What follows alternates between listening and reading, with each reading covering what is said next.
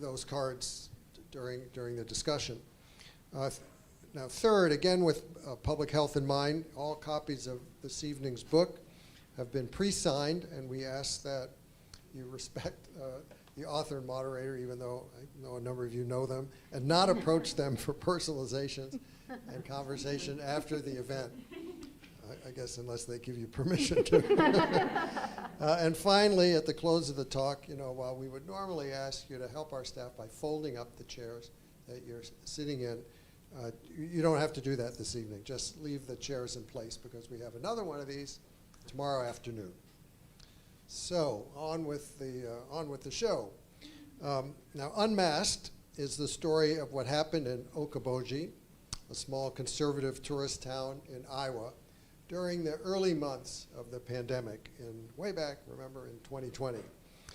The story is both political and personal for Emily Mendenhall.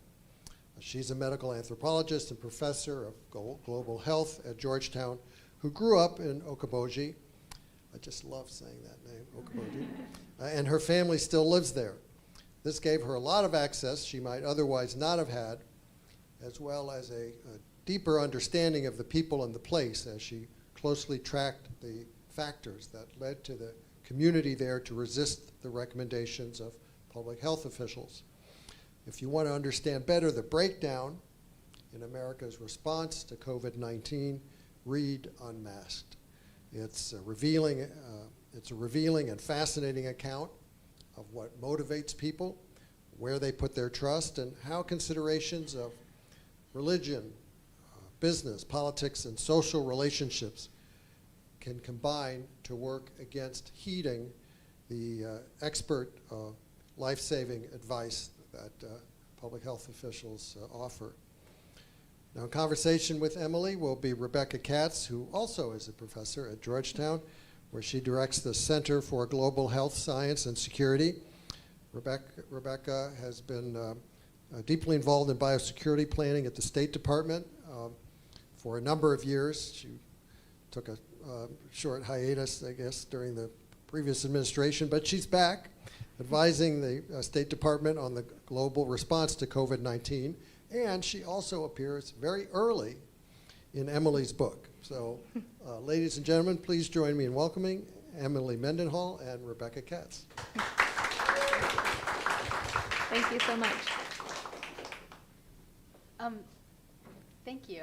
We are live streaming, which in some ways feels a little bit like we are Zooming with a live audience. But this is really special for me, and I'm so excited to be here with my friend and colleague Emily. And Emily and I are the two global health professors in the Science, Technology, International Affairs program at the School of Foreign Service. And but our approaches to global health couldn't be more different. And I do all the kind of the scary stuff, and Emily does all the more like the touchy-feely and the human engagement pieces. And it's been really neat in the last 6 years-ish, getting to know Emily, and also exploring our discipline together. I think in the book, I think Emily mentions a time we were once in a bar in Edinburgh. And we're like, we're going to make a timeline of major events in global health. And none of our events matched, right? We made for a fantastic timeline, because I was like, all the stuff that I thought was critical was completely different from all the stuff that you thought was critical. But it's been this really neat experience to be able to kind of come together and dialogue and figure out how our approaches come together. And I think, one of the ways that one of the things that this book does, and also in the way that we approach global health problems, is I tend to take a 30,000-foot policy, treaty, governance perspective, and Emily's like, and this is how it works at the community level. And I think this is kind of the theme of this book, is that we can talk about the policies and the ideas that were had in Washington or in the governor's office. But then this is a book that really shows happens in a community and how this plays out. Now,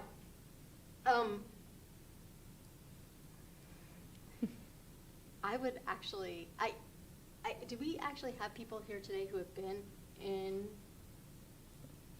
we do, right? In Okoboji? Yeah. Yeah, we got the whole family. We've got some Midwesterners here. Absolutely. So I have never been,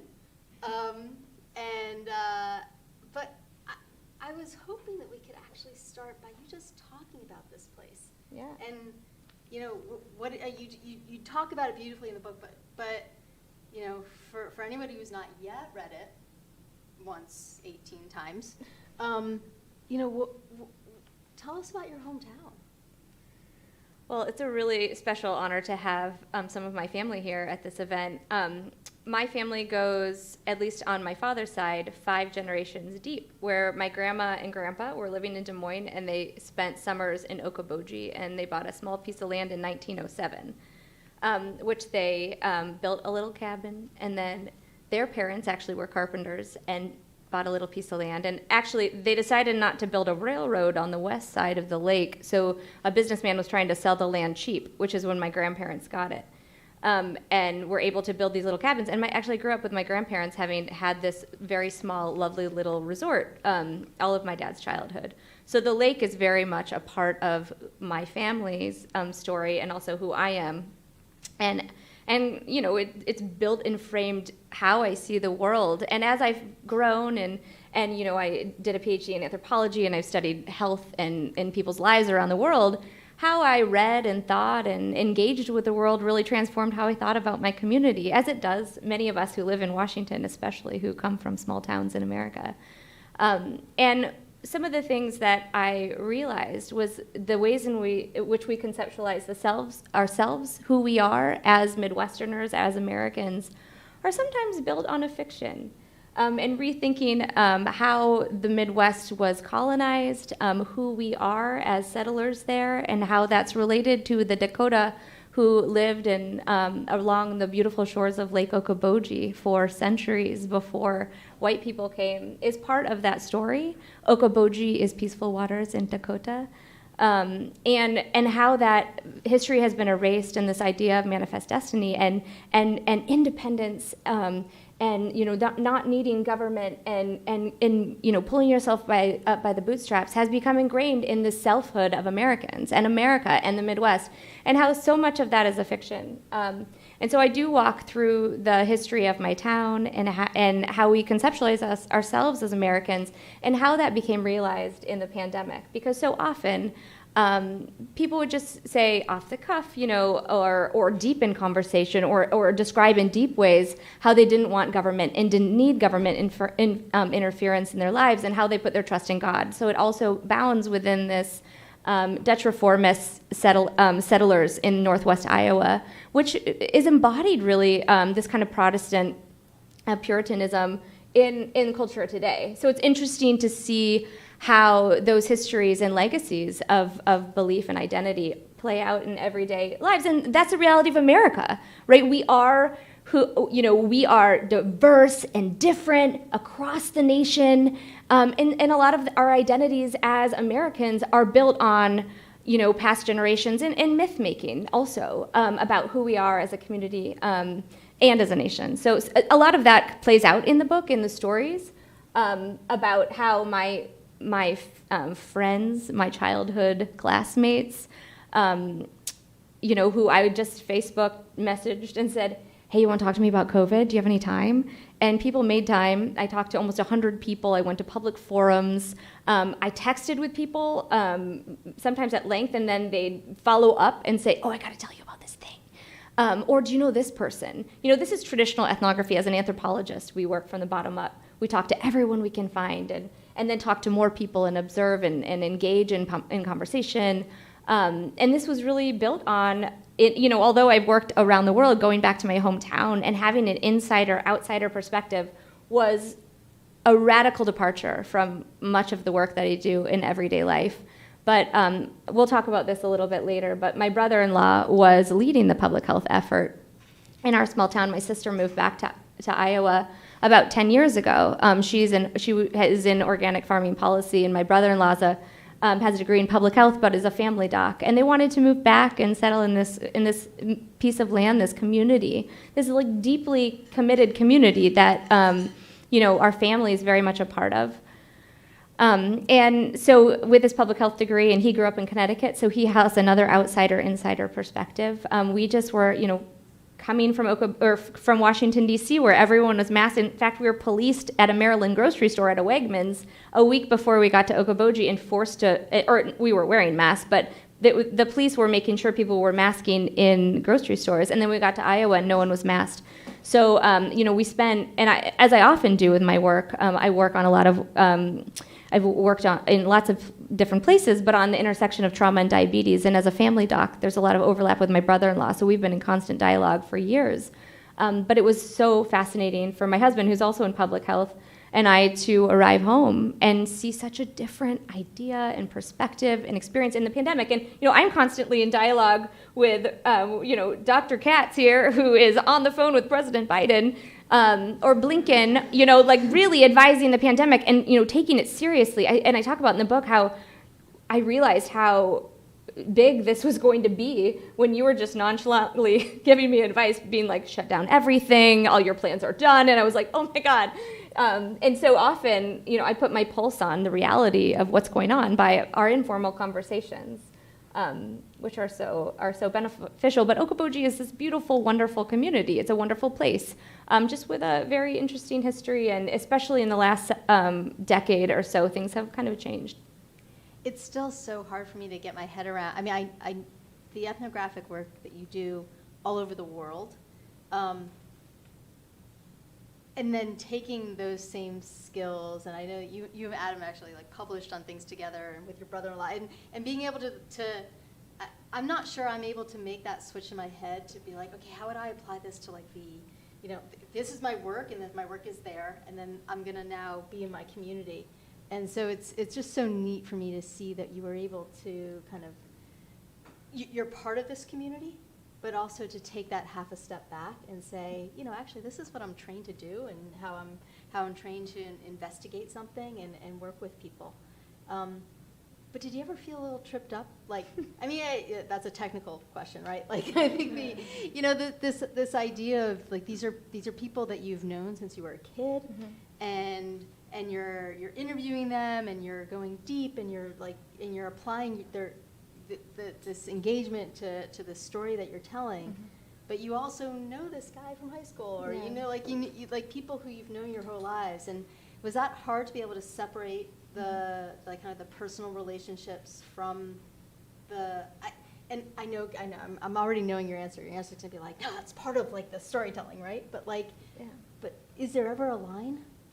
Oh yeah, there's lots of lines. So, it's so interesting, when you work with people's stories, and I've conducted hundreds of life history story narratives with people around the world, but never people I went to preschool with, or I know their grandma, or their parent was my teacher. And actually, when I wrote the book, there were so many things I'm like, I can't write that. I know so much about these families and the people, and like if I could frame some of the characters in my book in a deeper way, it would have been even more beautiful. But that's not stuff they shared with me necessarily. So, and actually I have a few people who would have been wonderful in the book, but it would have given away their identity, and I really care about them. So I didn't share them. I actually am in dialogue with one. I'm like, your story is so important, but I don't feel like it's my story to tell. So yeah, that it was in the writing process, in the information gathering and the ethnographic piece. I was having a blast. Like I was basically sitting on park benches with old teachers, or grabbing a nutty bar at the ice cream store, or I had lunch with an old friend, and just a woman I grew up with my whole life. I hadn't seen in years, and she runs her own business. She had a difficult childhood and was just like rocking and things, and is a community leader. So these things, seeing people flourish, and do well, especially, I mean, this is a place where, a lot of my friends had, money was tight. I grew up, and I'm going to read a little bit about this, but I grew up in the middle of the farm crisis, and many people who are here, who grew up in the Midwest in the 80s and 90s, you saw, people left their farms. I'll mention this in the reading, but they lost their farms, they lost their land. The identity shifted as global capitalism changed, and people, didn't have the security that they once held. And this transformed the community in a pretty profound way. I don't know if anyone follows the Storm Lake Times, but they have a new documentary called Storm Lake that is just about 60 miles away. And Art Cullen, he gave a little review of the book, but he has written about this community too, to talk about the farming crisis in Iowa, because he's been following it for years. But this is the backdrop also about, it's a politics of resentment. This is at the center of the book too. So there's a lot I want to get into and unpack, but maybe you could read us an excerpt first? Yeah. Okay. So this is called, not surprisingly, Masks.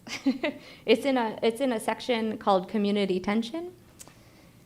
Issues like masks accumulate, and if you have your book, it's on 157.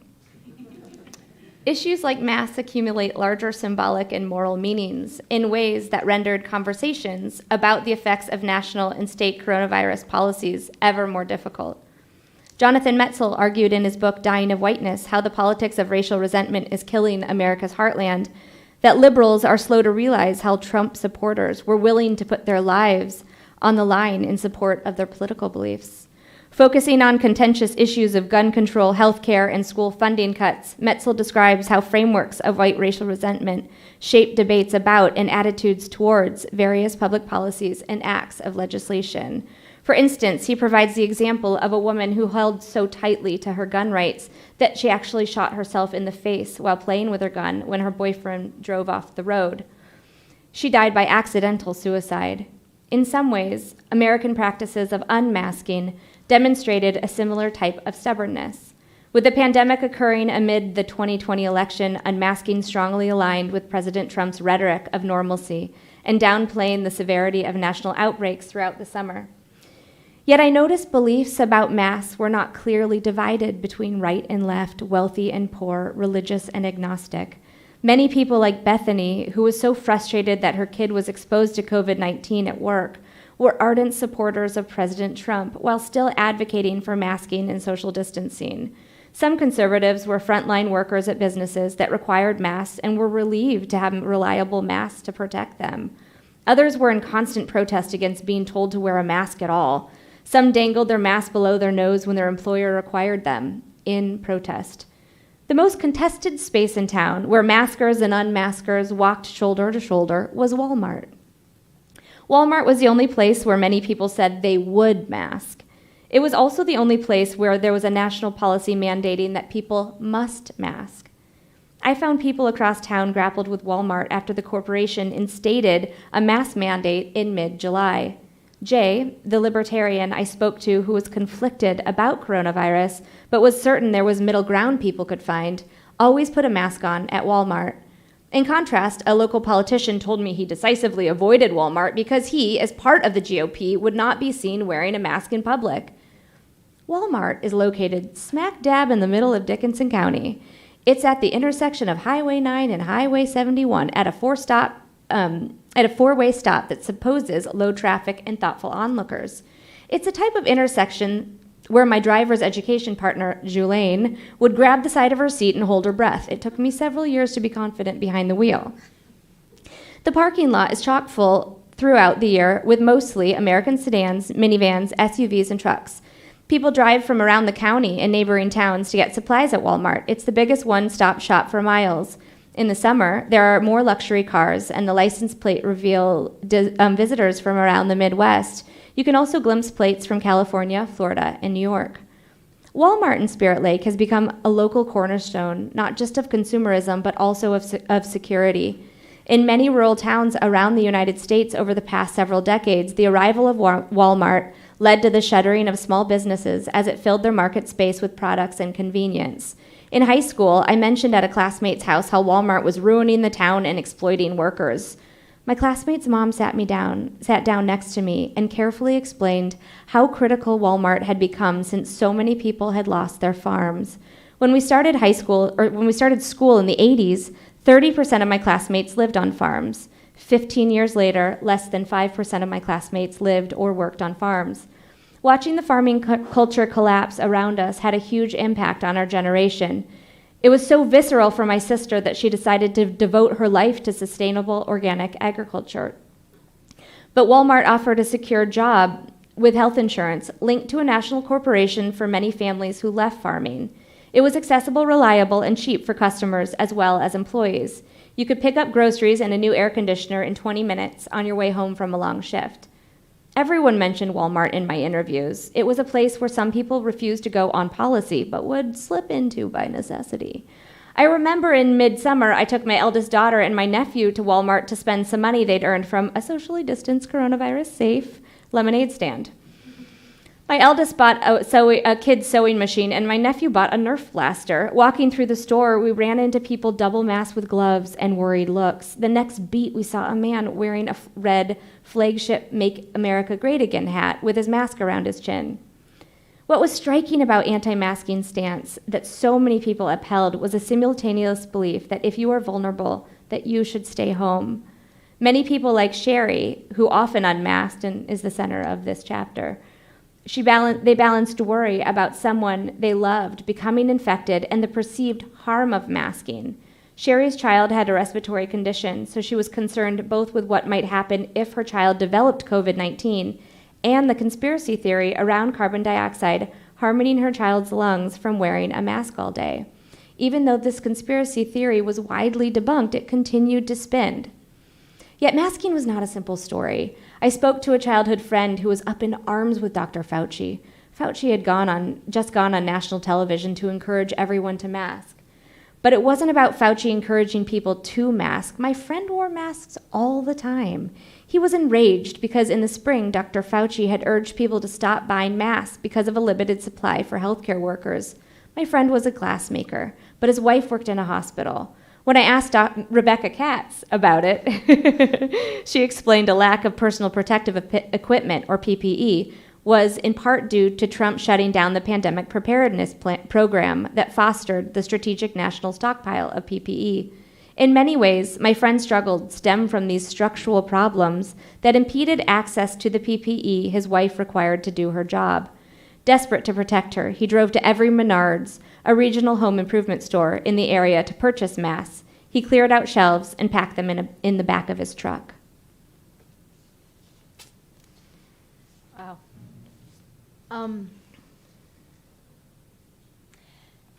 So there's been so much written and so much now discussed, from the retiring head of NIH to a recent paper by some colleagues of ours in the Lancet that point to the importance of social and behavioral health, and as a field and as a discipline as we think about effective policies. Mm-hmm. But the Lancet paper talked about trust, and it was trying to show empirically what we've all kind of learned throughout the course of the pandemic, is that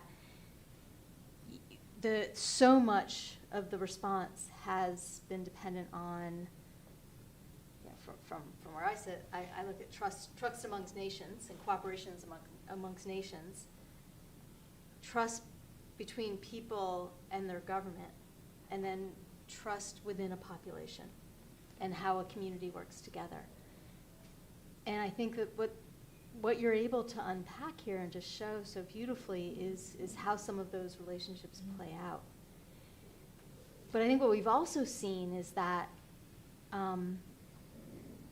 lots of talk about community engagement and message, and what message is being shared, and why won't people do what somebody wants them to do. And I think a lot of that is about figuring out what the right message is, but also who the right messenger is for every distinct group of people. And what you are able to capture here is you describe the role of your brother-in-law, and I was hoping you could actually talk to us a little bit more about Zach, about who you've already introduced us to him, but who he is, what kind of person is he, and how the community viewed him at a time when public health officials around the country are nobody's favorite at the moment, and people are quitting and being attacked. And so what does what has this been like for Zach throughout the pandemic? Well, Zach is why I started getting into this project in the first place. He was just exhausted. Got to Okoboji, and he was exhausted, and he was working really long hours, and he was, he was up and, just kind of to his wit's end. He was like, what else can I do? He was making weekly Facebook videos that were on YouTube that were distributed, and our whole family was liking and, texting each other about, look at Zach's new video. But they were actually, besides the family text, they were widely appreciated in the community. So what happened, I actually talk about this guy, Jay, in the book, who made a joke about, oh, you know the guy who looks like Lin-Manuel Miranda? And I just started laughing. I was like, yeah, I know him. He's my brother-in-law. But, people would kind of come back to, where do you get your information? Where do you trust? And what do you trust? How do you know what you know? And people would say, I can't trust the national leadership. I can't trust the state leadership. And if you remember, and I have to kind of remind people that Iowa never shut down. Iowa was one of the states that schools were always open. There were almost no state regulations at all. And part of this was because people argued Kim Reynolds wanted to be on the ticket with Trump in the next election. So there were a lot of pressures going on, and a lot of different politics. But because of a lot of changing messages, and I think just politics in Iowa in general and across the nation, everyone trusted Zach. And again, they're like, I can only trust what the hospital says.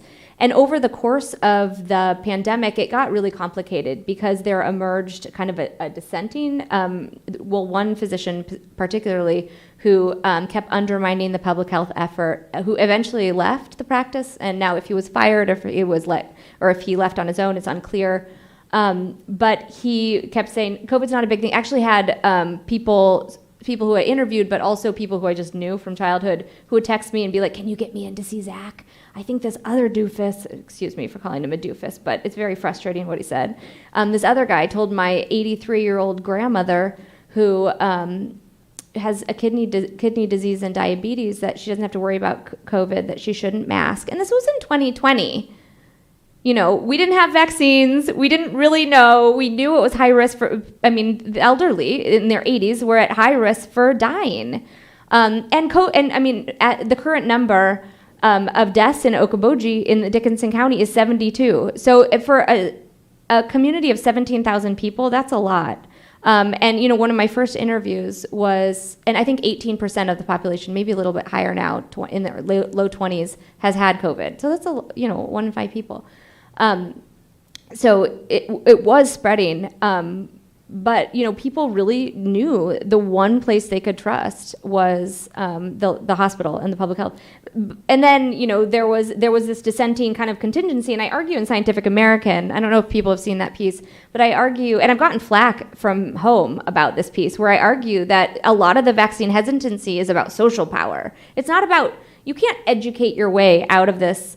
Out of their vaccine hesitancy, because it's doing something else for them. They're using this stance and knowledge to get some sort of social power when they don't feel powerful in another part of their lives.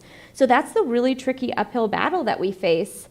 There's a lot of distrust in the nation, in the state, but they really largely trust the local leaders. Now, that also diverged people's beliefs. There's this dissenting minority that really complicated the effort. But otherwise, these local leaders were really crucial.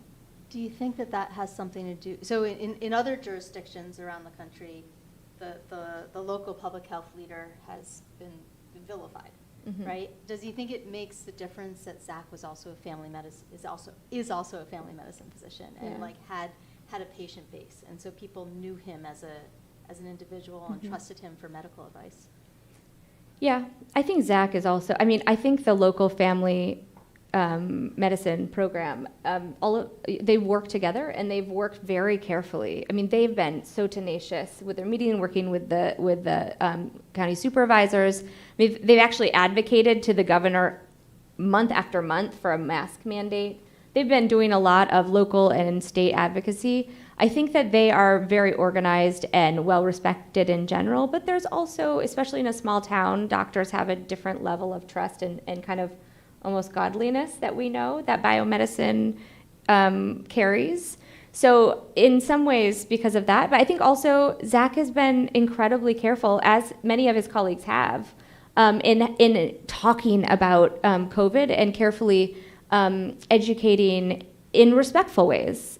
2 in 3 people voted for Trump. So this is about politics, but it's about local politics. You have to be very careful, especially on both sides, talking to people about beliefs about public health interventions. I mean, when I'm in DC, I've been shamed. I talked about this. I've been shamed going on a run in the middle of the pandemic without a mask on. And it was in the middle of the day. I was listening to a work call and I didn't have a mask on. No one was on the trail, and someone shamed me. And I didn't go out for a year without a mask on again. And then, of course, being shamed for wearing a mask became pretty common in Okoboji, and people just wouldn't mask or they wouldn't leave their homes.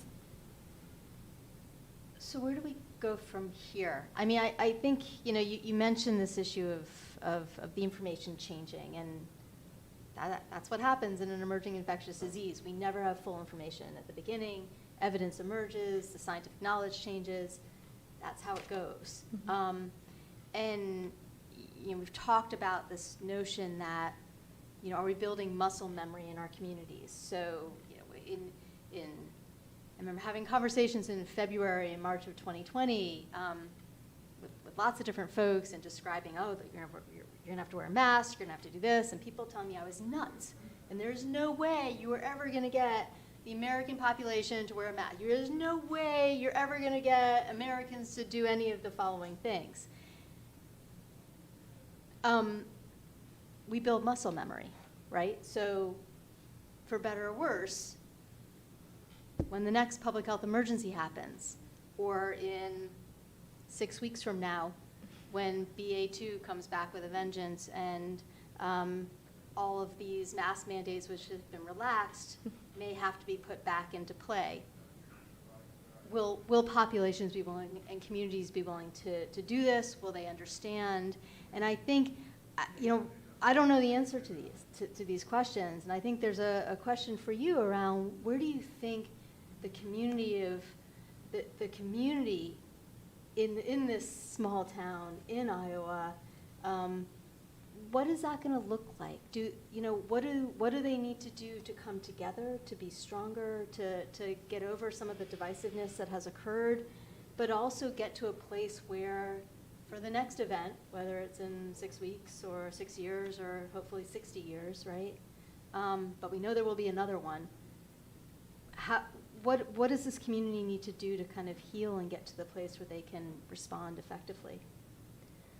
I think this is I think that healing comes at the community level, but I think the kind of contention at the community level is really different than at the national level. And I think there is a bigger story to think about how we think about how we talk to each other. I don't know if anyone saw my scary mommy piece, but I've been trying to talk to through how we imagine how we'll remember this time, and how we imagine how we'll talk about this time in the future. And we'll probably have another pandemic like this in less than 100 years. Most likely, maybe 10. I mean, who knows? We can't project these things, but it's going to happen more frequently. How do we collectively talk about caring for each other? And that's the heart of this book. How do we care for each other? Part of the goal of the book is to start a conversation, to think about what was your experience during the pandemic. Were your kids my kids were home for over a year, definitely, as many of the families here were. My kids were in school almost the whole time, or my niece and nephew in Okoboji were in school the whole time. So how do we remember this time, and how do we trust institutions? And so, I often say this and it doesn't seem related, but subtly, if you read the text, I talk about Facebook as this alternate conversation that is constantly undermining, or people are like, I read this piece that, and they'd go on. And so many people get their information from Facebook, and the conversations we're having now about regulating technology and having a regulatory, commission or actual transformations in that part of how we talk about public health and talk about truth, or we talk about facts, or we talk about experience, plays a huge role in future pandemics and future crises. And I also think and talk a little bit about how this is the kind of preemptive challenge for the next crisis, which is already happening, which is climate change. So how do we get people to join in a national conversation about caring for each other? And so we know, we have these colleagues who are talking about how trust was the greatest indicator of if a nation did well and had low COVID rates. A great example, an extreme example, is New Zealand, which shut everything down. And, Prime Minister Ardern and many female-led countries did really well, in part because of compassionate leadership, saying, I care about you. And I remember watching this happen at the same time that Trump was ignoring the virus, diminishing the risk, and really just creating a lot of contention in the public sphere, and thinking about how much harm that did really matters. So I don't think it's just COVID, but it's a national challenge to think about, how do we rebuild this American experiment? What does it mean to trust each other and to rebuild something that's stronger, to respond to climate, to these great challenges that are at our feet? Well, I'm cognizant of time, and people are walking around with these little white cards. I don't know if there's any questions from that to open it up. If you have a question, feel free to submit it. Otherwise, we can keep rolling with the conversation. So I know that we have some friends and colleagues here, so my guess is there may be some questions that might come up. But let's see. There you go. You go ahead. How has the community responded to the book? Right. That was going to be one of mine. Well, that's a good question. Read it? Well, no one will sell it. Really? And no one will read it. But they're talking a lot about me. And my sister said, you know what, no one's going to read the book. They're all going to talk about something you said in 7th grade and get really mad, which is what's happening. But some people are reading it. That's not completely true. A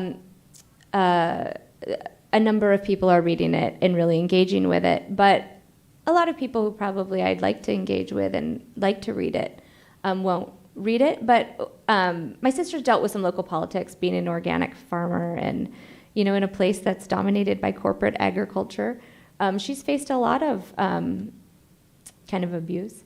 And I would say that, and what she advised me is, she's like, let it sit. Things move slowly. Communities are small and entangled. And so in a couple years, people may pick it up. Then when we sell it, like the barn swallow, I can't believe they won't sell it. But, I think with time it'll be a really useful conversation. And, actually many people, a lot of people who've left are really engaged with it, but some people who are there are, but it's... Are you nervous about going back? You tend to go back in the summers, right? Well, I'm not nervous to go back because it's my family, and, we do the family Olympics on... I actually talk about my Uncle Bert, who usually wins the cannonball jump and the family Olympics over the 4th of July. So, my family's there. I'm not worried to go back. I'm a little sad that some people may not treat me the same way. It's a small community, and I work in a community of academics who often are like, I don't have a friend who's a Trump supporter, and I'm like, well, I have a lot of friends who I've known my entire life who have really different beliefs than me and had lived very different lives, and they're people, and we're in the middle of extraordinary racial politics and climate politics and health politics, and understanding that we have to talk about these in really deep ways matters, and that's why I wrote the book.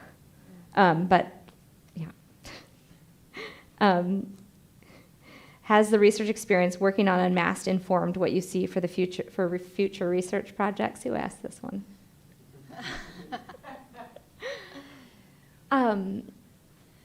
Like a good academic, you should have that answer ready. Like, what are the next 18 projects you're working on? It's made me pause. Interesting. I mean, I've worked really hard over the last 2 decades. I'm a full professor at Georgetown, and I've published a lot. This has made me pause. And I'm taking a deep think on what I want to do. Some of the things that we do together really have influenced me, and my colleague Svea Klosser here. I think that we need more work on the politics and policies around, when this is something my husband does too, so, but how and why different politics and policies succeed and what they do.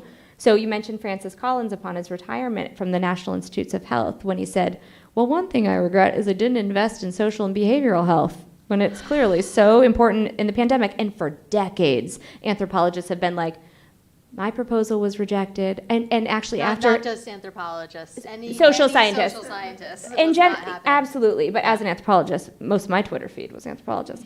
But political, all of this richness of, and I actually have a NIH grant that we just published in Nature Human Behavior, and we used ethnography. It took us 10 years to do that research. And to have an anthropological perspective in nature, it was radical. And the point of the paper is that the social matters. The social is even more profound in affecting what it means to live a good life than the medical or the biological or even the physical. So really thinking about that matters. That will be carried on in my work, but I really want to get to I want to follow the money too. So, we see this at Georgetown all the time, is that like, who has the control here? Who's making these decisions? Because they don't seem like the right decisions. So really digging into that. Can't really say that much more about it, but I have some ideas. One more. Oh, this other one was, do you have a conclusion to the book? What is it? I think that the conclusion is to the book is that this moment requires so much reflection. And it's a national project. It's a global project. But remembering this moment, why did you write a book about? I actually say writing a book about a pandemic in the middle of a pandemic is ridiculous. I know that. We all know that. And let's just underscore, as much as everybody would like it to be over, it's not over. It's not over. But though the immediate response, one of the things I've studied is how people respond to illnesses that are new to the community. I've studied how people perceive diabetes when they haven't really experienced it in their families and their communities before. And so when COVID came to the community I grew up in, where people had never experienced a novel coronavirus like anyone in the world had before, it felt very normal to me to study. So, the fact is that people, just like all around the world, use magical thinking. They make up conspiracy theories. These are super normal human experiences that people do. So, also a conclusion is, as many anthropologists have said before, is that, white communities, despite white supremacy and thinking that, all power should be dominated, and controlled and determined by this idealized leadership, it's a fiction, right? We are all human. That sounds like the exact sentence to end on. I can't thank you enough for the work that you've done, for being who you are, for being the colleague you are and the friend you are, and for going on this adventure of writing this book, of starting this dialogue. And I very much hope it actually does happen in the community, because it is these types of dialogues, to your point, that have to happen everywhere if we're going to come together and do better. So if you haven't already, please buy the book. There are lots of copies here, but really so thankful for everybody coming out today, for being in person, and for the opportunity to be here with you. Yeah, thank you everyone so much.